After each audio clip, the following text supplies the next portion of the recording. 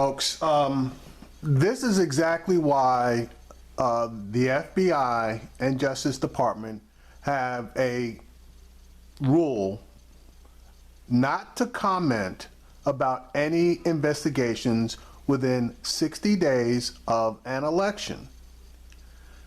The FBI, James Comey, has just come out with a finding on the Huma Abedin Wiener laptop emails.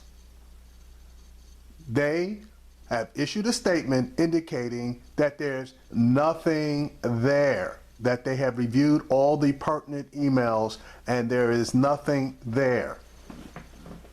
Director Comey jumped the gun by issuing a statement 9 days ago that effectively blunted Clinton's momentum as far as the various states are concerned, and gave the Donald Trump campaign and followers new life. For 9 days, they have been rolling around here talking about criminal investigations, et cetera, et cetera, et cetera. And Donald Trump has started every last one of his campaign rallies making that statement.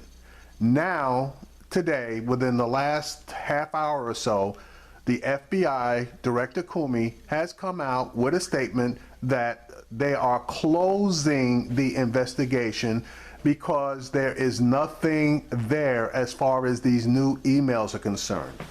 Now, quite obviously, that letter will be a boost to the Clinton campaign, but it will not offset the damage that was done 9 days ago and all the mileage that the Trump campaign got out of it. It's funny, though, that the Clinton campaign really isn't doing all that much commenting about it. Yes, there are some comments from them, but the Trump campaign is back on their original tack that the fix is in for Hillary Clinton to win. And people like Kellyanne Conway are back to the statement that the FBI has completely botched the investigation. Well, hell, you can't have it both ways, because Trump was 9 days ago praising the FBI and Director Comey for coming in here and taking a look at this stuff, as was Kelly Conway and all of the surrogates. Now they're screwed again. But leave it to the Trump campaign. They're going to continue to try to push the newfound investigation that occurred 9 days ago, and basically discount the finding of today. This is a bunch of horseshit. I, for myself, pretty much figured that there was nothing on that laptop. But again, I didn't know. It was just my opinion. I guess my opinion was borne out, as they have acknowledged that there's nothing on that laptop. Here's Steve Kornacki giving us the quote-unquote official news, and then Kellyanne Conway is going to comment on this thing, and watch her spin like a goddamn top. I'm surprised she doesn't have vertigo.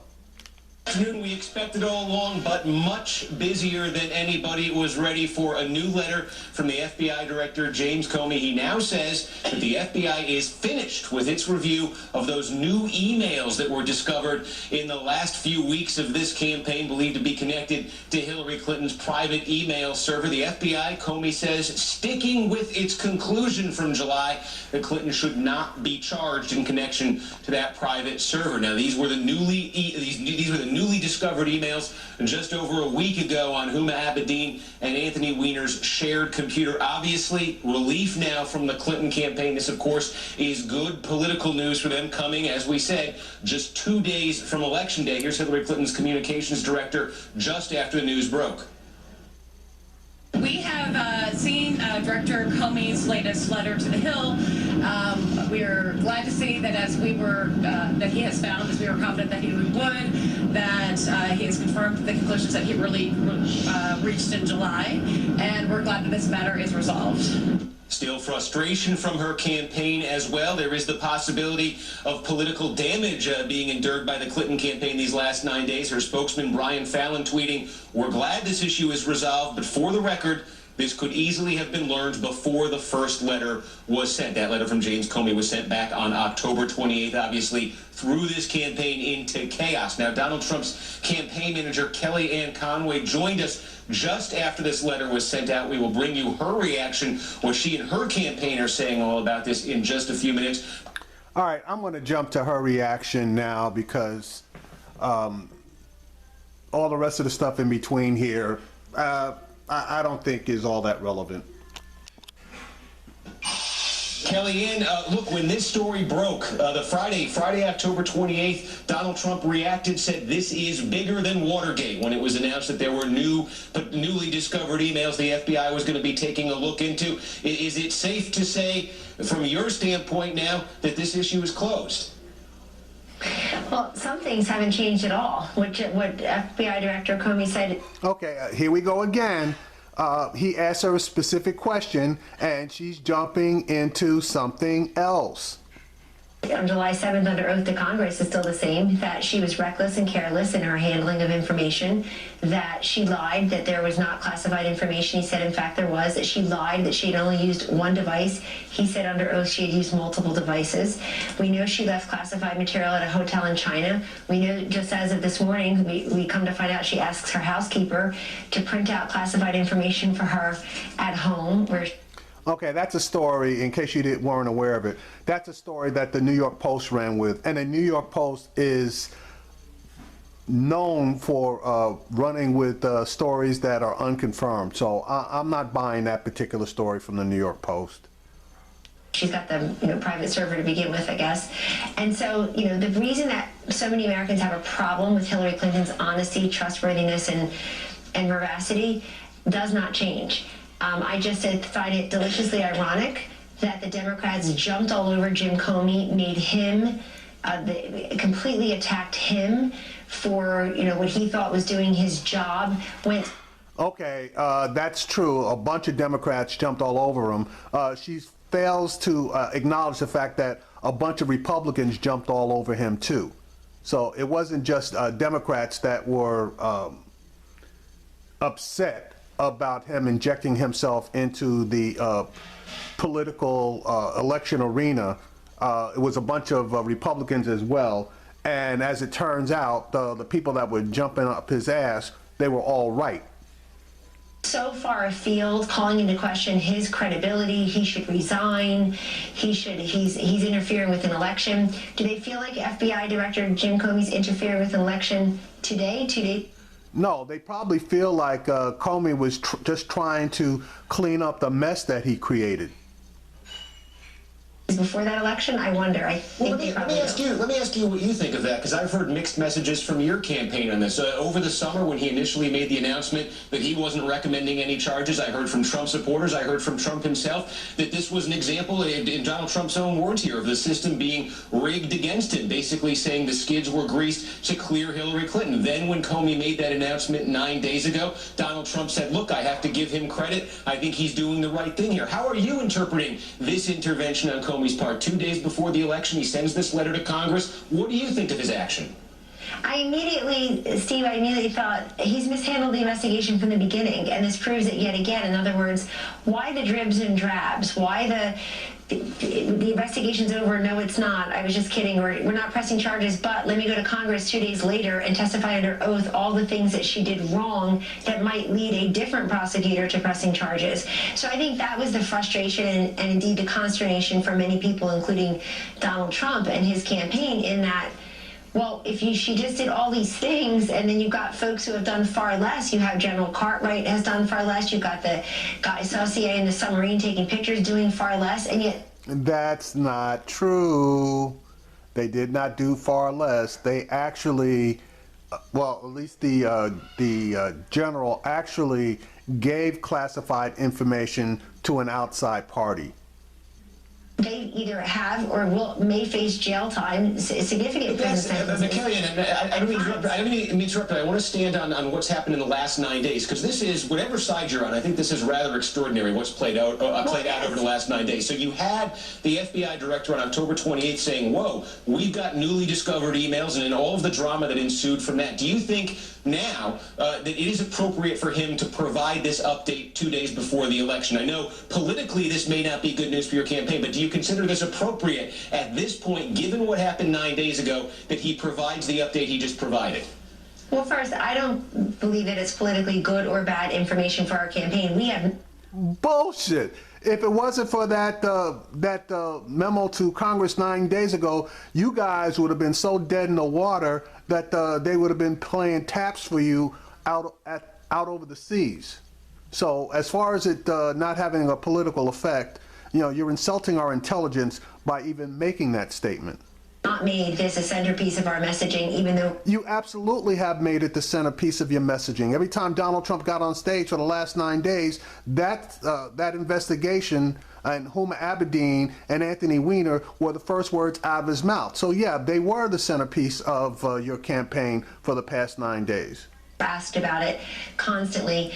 Donald Trump's out there talking about Obamacare and talking about job creation, and he's at a rally right now doing exactly that. So this has not been front and center of our campaign. He did call it when these emails were discovered. He called it bigger than Watergate. That suggests a central role in your message. Well, let me ask you something. Do you think? Okay, so she's caught. So now, like the good campaign manager surrogate that she is going to deflect and try to change the subject. That they went through hundreds of thousands of emails in a week? Because that may strike a lot of Americans as unusual. I don't know if I'd have the capacity to do that. I don't know if I'd... No, Kelly, you wouldn't have the capacity to go through hundreds of thousands of emails. That's why the FBI is the FBI. They ran a program that isolated the emails within the time frame that they were looking for, i.e. while she was Secretary of State, pulled those down, and then they went through those emails, which could have been thousands of emails. But if you have the resources of the FBI, you have enough manpower to go through thousands of emails within a 9-day period of time. And it should have been relatively easy to discern what was personal emails and what were official or emails that were discussing anything to do with the State Department. So, no, you couldn't do it, but the FBI definitely could. It's called algorithms. I don't know that I want, as a taxpayer, the FBI stopping every single thing they're doing to focus on that, and I doubt they did because they're responsible men and women. Well, let me be clear. In terms of the reporting here, when we say hundreds of thousands of emails, we're talking about just the total number of emails that existed on this computer, not the total number. This was a personally used computer. That's not the total number, apparently, that were relevant to this case. But do you doubt that this review was thorough? I sure hope it was thorough because... Oh, yeah, here we go. She didn't answer the question, but she posed it in a positive manner. I sure hope so. Okay, there may be some doubt in whether the investigation was thorough. You have to listen to the words that these people utter and exactly in what context they utter. So even when she's making an affirmative case for the thoroughness of the FBI, in the same breath, she's casting doubt on whether the FBI was thorough. Obviously, what didn't change my mind today is that the investigation has been mishandled from the beginning. Why did we find out just today that the housekeeper is printing out confidential information? Why did we find out in the course of the investigations that Hillary Clinton lied about whether or not she had exchanged classified information? Jim Comey himself said she did. Why did she lie that she used one device when there were up to 13 of them? Why did she lie that she handled everything, she did everything by the book, and Colin Powell told her so? No, he didn't. It's lie after lie. And the idea, Steve, that less than the 64% of Americans who already say they don't trust her, and a slightly lower number that don't like her, are going to change their mind because of this is just, it's folly. They're not. Because some of the facts are still the same. She was reckless, she was careless, she was selfish. There was no reason to set up that server in the first place. By the way, there was no reason for us to have wasted all these resources of our federal government to track down her petty, peevish, selfish interest, her setting up the server, her lying about it, the Congress having to investigate it, the FBI needing to investigate it. Oh, please. There are plenty of reasons in order for us to use the resources. Those reasons were the Republican Party was in extreme attack mode, and they were the ones that decided to do, 20 various investigations trying to find something on her, and they didn't. So you need to speak to your Republican Party buddies about squandering all the resources they used in investigating Hillary Clinton, trying to knock her down from becoming president. Plain and simple. DOJ, people will still make up their minds about what they think Loretta Lynch and Bill Clinton discussed on that tarmac for at least 39 minutes. So a lot of these facts don't change in terms of what the electorate is thinking about going into Tuesday. I don't see the change. Let's take the country in a new and different direction. Let's change the nation numbers going down. They're upwards of 70 to 75% in most polls. That's not going to change because the FBI director came back out. But I just think it is ironic that they just completely just threw an anvil on top of Jim Comey's head. The Democrats did the minute that he did this. Yeah, and as I said earlier, the Democrats threw an anvil on his head along with a bunch of Republicans. And his dumbass deserved to have an anvil thrown on his head because he knew better than to issue that letter. He could have waited 10 days before issuing that letter. And to be honest with you, they could have gone in secret, gotten a subpoena, in order to open up that laptop, found what they just found, and then kept their mouths shut, or issued a letter stating that they had found a new laptop, but there was nothing pertinent on it. And that would have been the end of it. No damage done to either side. And then ultimately including the president saying he doesn't want him to work on innuendo or interfere in an election, and now he's a hero. Speaking of innuendo, Donald Trump, just today in Iowa, he said in reference to this, he called Hillary Clinton the prime suspect in a far-reaching criminal investigation. So now we find out that this newly discovered trove of emails from 9 days ago, according to the FBI, the basis for what Donald Trump is talking about there, they say they've now completed their review. Nothing has changed. Nothing has changed from where we were over the summer. So is it fair to say, from your campaign standpoint, millions of votes were cast over the last 9 days? Donald Trump got to spend the last 9 days saying things like I just read back to you, the prime suspect in a wide-reaching criminal investigation. Is it fair to say you guys got an advantage here based on actually nothing happening? Absolutely. But Kellyanne obviously is not going to see it that way. Well, that's not true. Something did happen. The FBI director said he was launching a new investigation or reopening the old one. I saw it termed differently in different places. So that's got nothing to do with us. Our campaign doesn't tip his hand. And we certainly didn't, criticize him and persecute him the way others did, which I think is quite remarkable because now they're saying we knew that he wouldn't change his conclusion. But Steve, let's be very fair and open about what all of his conclusions were that will not be changed. Those conclusions include the fact that she was reckless and careless. She lied about this. No, okay, those were facts that he arrived at. His conclusion is what we finish up with, not an outline of all of the facts that led to him to reach his conclusion. The conclusion was that there was nothing that was prosecutable as far as he was concerned. Not all of the facts that led to the conclusion. But go ahead, Kelly. She lied about the number of devices. She lied about having classified information. The fact that she put yours and my security at risk does not change. It didn't change on October 28th, and it doesn't change today. Look, for all the advantages this woman has, the machine she's built, the fact that she starts out with 240 electoral votes in the so-called blue wall, and yet she can't get those other 22 electoral votes, and we're forcing her now to dip into the 248. They're playing follow the leader. We're forcing them. No, Kelly, they're not playing follow the leader. Actually, what they're doing makes a lot of sense. They're going into the states of Michigan. They're going into the state of Pennsylvania. They're going into the state of New Hampshire. Believe they're going into another state. I'm not quite sure which one that state is.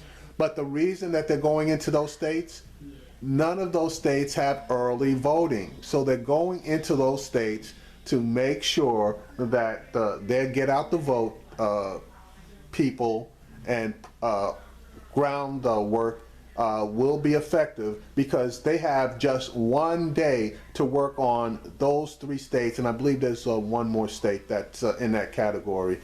That just makes, I don't think so. They're not playing defense in Minnesota, which is where your candidate's going, chasing fool's gold in Minnesota, because Minnesota is absolutely not going to go from a 5 to 6 point Clinton advantage down to a Trump advantage just based on one visit. And he's not even going into Minnesota. He's landing at the airport and supposedly having a rally at the airport during, of all things, the Minnesota Viking game. So there is not going to be a lot of interest in that particular rally. Jeez. All over the electoral map now. They're in Michigan today, they're in Wisconsin, they're living in Pennsylvania. Let's go back to New Hampshire, all blue states that President Obama carried twice. And it is our campaign that has them on the run in these states. So that's not going to change. I can't imagine they're going to say, we don't need to go to Michigan today. We'll probably win because Director Comey, yet again, inserted himself into the electoral process somehow today. That's not going to change. The fact that people just don't trust this woman and she can't get above 50% in any of these states and stay there won't change today. All right, again, Donald Trump's campaign. All right, so that's Kellyanne Conway. And when there's 4 people in a race, it is kind of difficult to get up above 50 cents, because you have the Libertarians and the Green Party that are pulling down, I believe it's approximately 10%. So you're basically talking, if she can get up above 45%, 45 to 48%, that'll do it, because Trump, he doesn't get up above the low 40s. So it'll be a done deal. But Kellyanne Conway, this woman, like I said, I'm surprised that she doesn't have vertigo, as much spinning as she does and as much deflecting as she does, as far as any attack on Donald Trump being spun towards her making attacks on Hillary Clinton. Not saying that Clinton is squeaky clean, lily white, or whatever. Well, she is white, but an angel. But compared to Trump, there really is no comparison.